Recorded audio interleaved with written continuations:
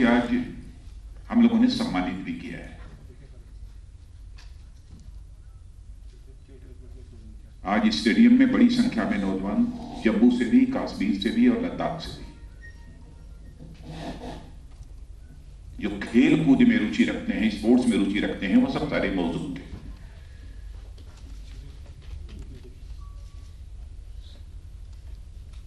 उसके बाद जम्मू कश्मीर के सिक्योरिटी सिनेरियो की एक रिव्यू मीटिंग हुई है।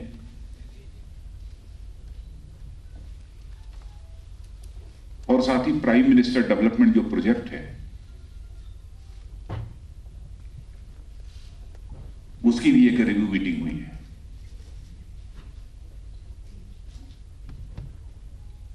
पहली बात तो मैं दोहराना चाहता हूं कि जम्मू कश्मीर के अमन और तरक्की के राह में चाहे जितनी भी बाधाएं क्यों ना आए, हमारे कदम पीछे नहीं हटेंगे।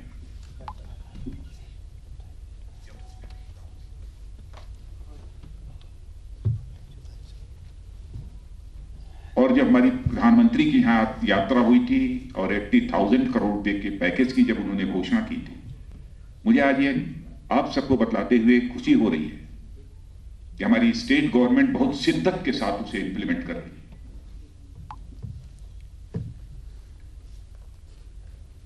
मैं इसके लिए यहां की चीफ मिनिस्टर और उनकी लीडरशिप की सारी गवर्नमेंट को, deputy chief minister Shri Kavinder Gupta भी बैठे हैं, पूरी गवर्नमेंट को मैं इसके लिए कांग्रेचुलेट करना चाहता हूं। जहां तक इंडिया का प्रश्न है, इंडिया वर्ल्ड की फास्टेस्ट ग्रोइंग इकोनॉमी है। दुनिया की टॉप 5 इकोनॉमीज में शामिल होने की राह में हम तेजी के साथ आगे बढ़ रहे हैं।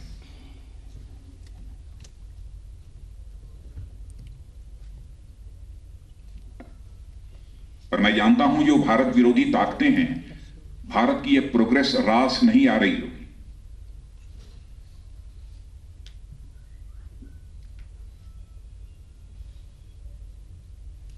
इसलिए वह तरह तरह की बाधाएं पैदा करने की कोशिश करेंगे।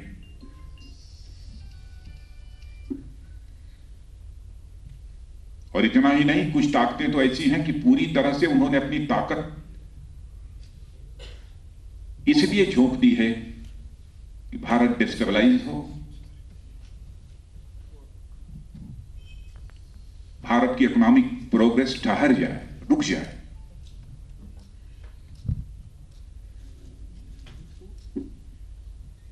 लेकिन वह रुकने वाली नहीं है। इंटरनेशनल रेटिंग एजेंसीज भी भारत की प्रोग्रेस की तारीफ कर रही हैं।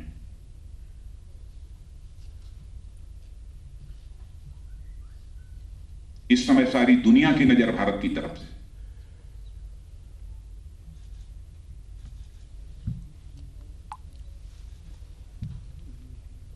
स्वाभाविक है कि हमारे जम्मू कश्मीर के लोगों को भी इस पर नाज होगा।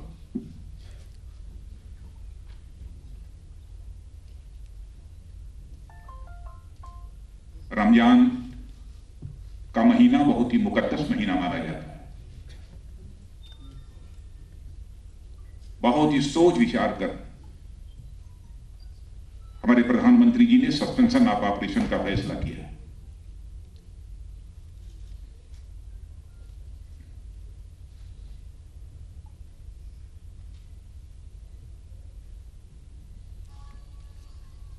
आम अवाम की सहूलियत को ध्यान में रखते हुए, उनकी जज्बात, उनकी फीलिंग्स को ध्यान में रखते हुए हम लोगों ने इस बात का फैसला किया।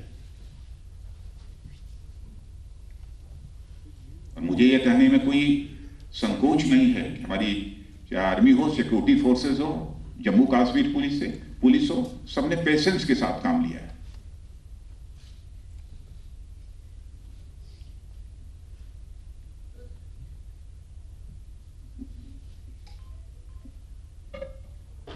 जम्मू कश्मीर में पुलिस इंफ्रास्ट्रक्चर को मजबूत करने के लिए भी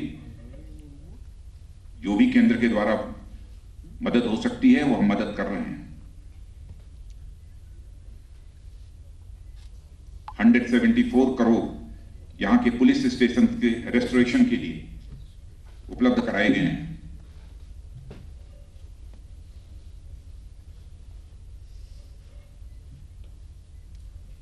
और 500 करोड़ रुपए हाई एंड जो सिक्योरिटी वेपन्स होते हैं उसके लिए उपलब्ध कराए गए हैं।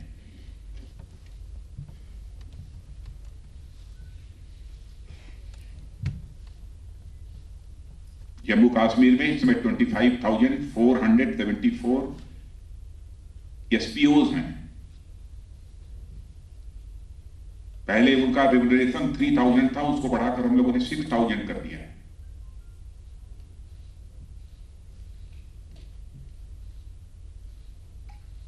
जम्मू कश्मीर के जवानों के लिए न्यू जॉब अपॉर्चुनिटीज क्रिएट करने की भी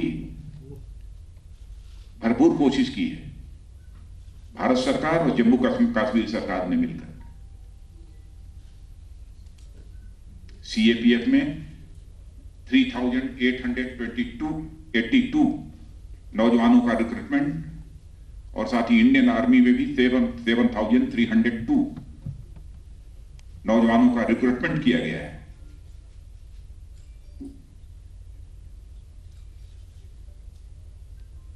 पांच IR बटालियंस भी यहां दी गई है ताकि नौजवानों को रोजगार मिल सके। और इसमें 5,381 यहां के नौजवानों को रोजगार मिले।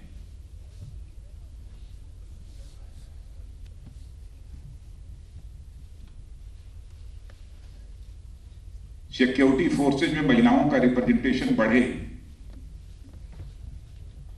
उसको हम 33% तक ले जाना चाहते हैं। इसलिए 2 महिला बटालियन जम्मू के लिए, कश्मीर के लिए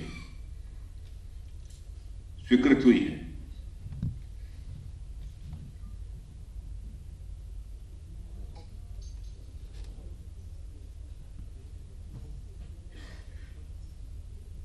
मैं ऐसा महसूस करता हूं कि कुछ ताकतें ऐसी हैं जो कि हमारे जम्मू कश्मीर के बच्चों को कभी कभी गुमराह करने की कोशिश करती हैं।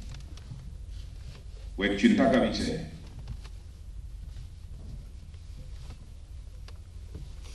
बच्चे बच्चे होते हैं, उनकी मासूमियत का नाजायज लाभ नहीं उठाया जाना चाहिए।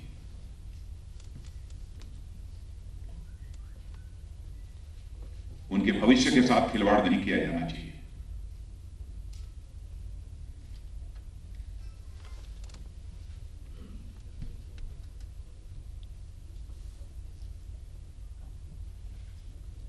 क्या ये लोग ये चाहते हैं कि जब हमारे जम्मू कश्मीर के बच्चे केवल आग और पत्थर का ही खेल खेलते रहें?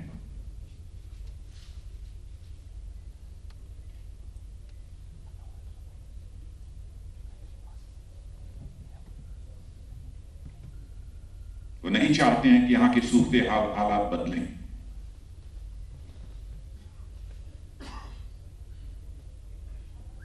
यही अपील करना चाहता हूं, दिल की गहराइयों से अपील करना चाहता हूं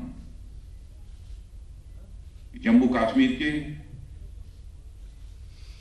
सभी बच्चों को अपने ही बच्चों की तरह समझें।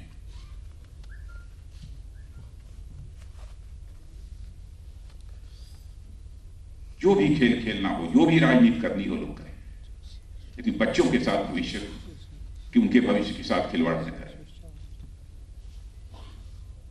जम्मू कश्मीर के बच्चे केवल जम्मू कश्मीर के ही फ्यूचर नहीं है, भारत के फ्यूचर है।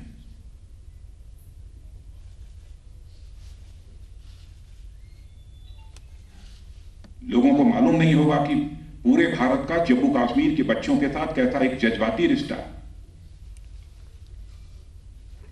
उनके टैलेंट की, उनकी कॉम्पिटेंस की, उनके इमेजिनेशन की सारे देश में प्रशंसा होती है।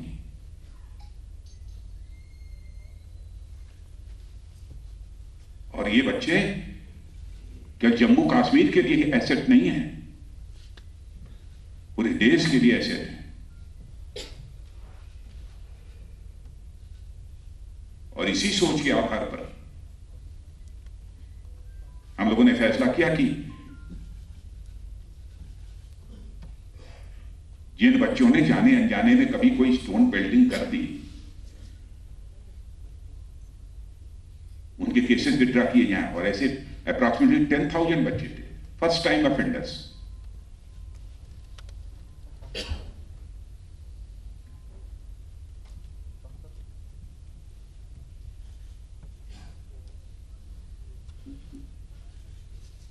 हमको अपने बच्चों में दूसरे के बच्चों में भेदभाव नहीं करना चाहिए।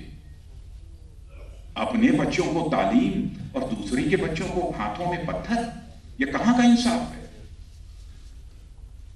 कहां की इंसानियत है?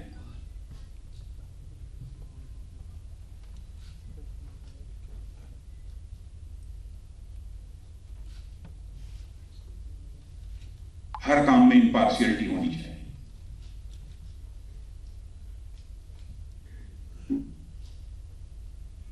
क्या टैलेंट है यहां के बच्चों में। यूनियन पब्लिक सर्विस कमीशन में बड़ी संख्या में बच्चे आ रहे हैं, आईएएस बन रहे हैं, आईपीएस बन रहे हैं, आईआईएम में, आईआईटी में, स्पोर्ट्स में।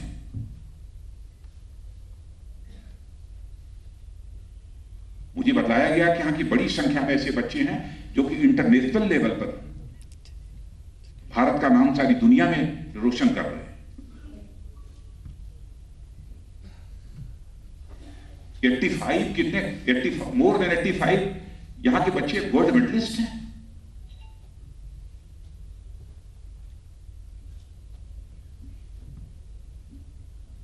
एक मैंने आज छोटी बच्ची को देखा, क्या नाम तजुम्मन, तजम्मुल इस्लाम, क्या बेटी थी, क्या कर रहे हैं लोग। मैं कहता हूं कि सब अपने गिरेबान में झांके।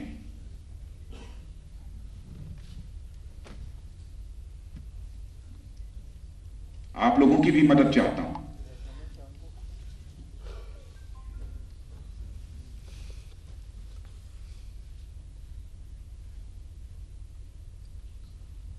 यहां तक बातचीत का सवाल है, गवर्नमेंट ऑफ इंडिया ने स्पेशल रिप्रेजेंटेटिव तय किया है।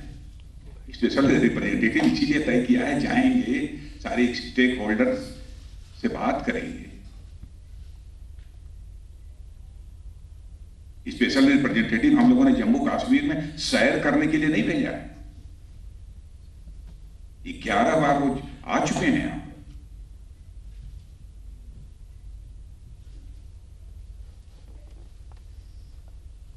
फिर से अपील करना चाहता हूं यहां के अवाम से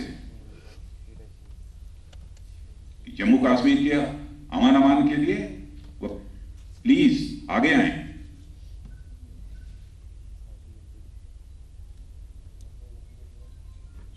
कहीं ऐसा न हो जाए कि जम्मू और कश्मीर की एक और पीढ़ी अंधेरे में गुम हो जाए।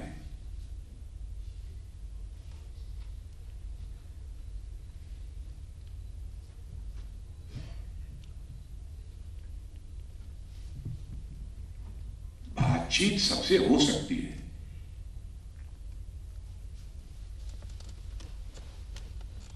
बातचीत के लिए लाइक माइंडेड होना जरूरी नहीं है, लेकिन राइट माइंडेड होना जरूरी है।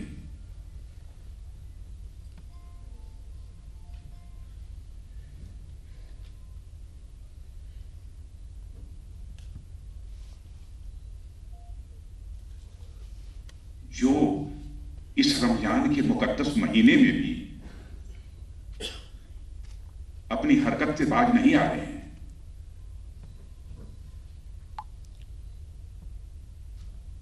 क्या उनकी इस फितरत को नापाक नहीं कहा जाना चाहिए?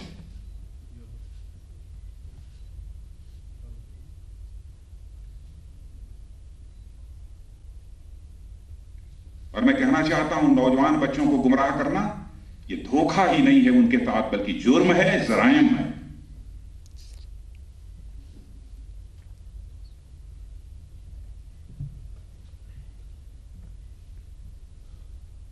मत भूलें, आदरणीय अटल बिहारी वाजपेयी जी कहा करते थे, जमहूरियत, इंसानियत, कश्मीरियत।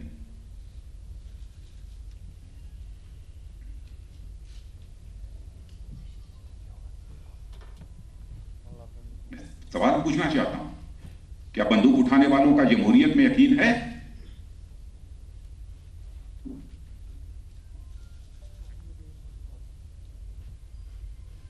के हमारे प्रधानमंत्री मोदी जी ने लाल किले के प्राचीर से कहा कि हम जम्मू कश्मीर की समस्या का समाधान चाहते हैं, गाली से नहीं बल्कि गले लगाकर। क्या चाहिए?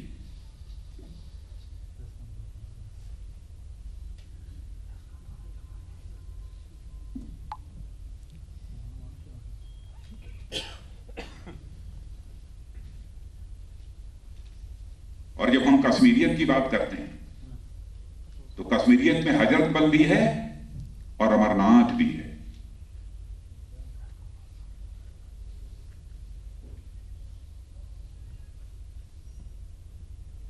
मुझे दुख के साथ कहना पड़ रहा है कि कुछ ऐसी ताकतें हैं जो आतंकवाद को प्रत्यक्ष और अप्रत्यक्ष रूप से प्रश्रय दे रही हैं।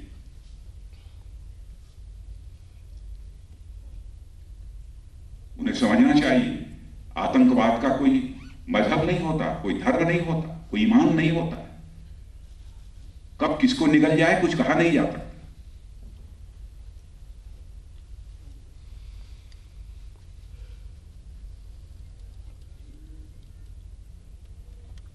और हमारा पड़ोसी देश है, पता नहीं क्या हो गया।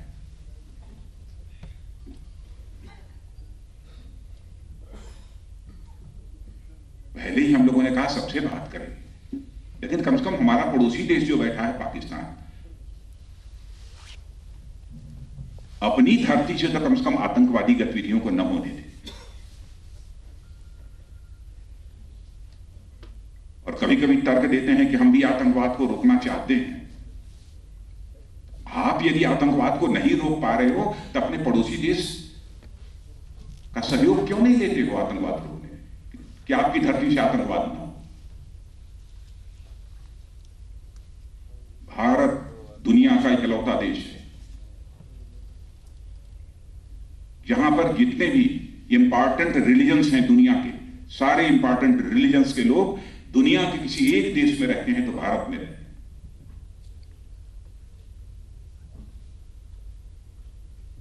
दुनिया का कोई देश नहीं है, दुनिया की जितनी भी इस्लामिक कंट्रीज हैं,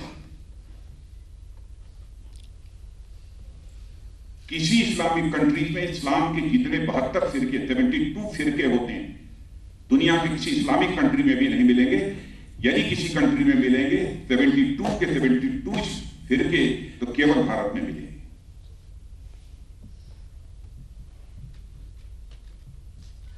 और उस भारत से इतनी नफरत,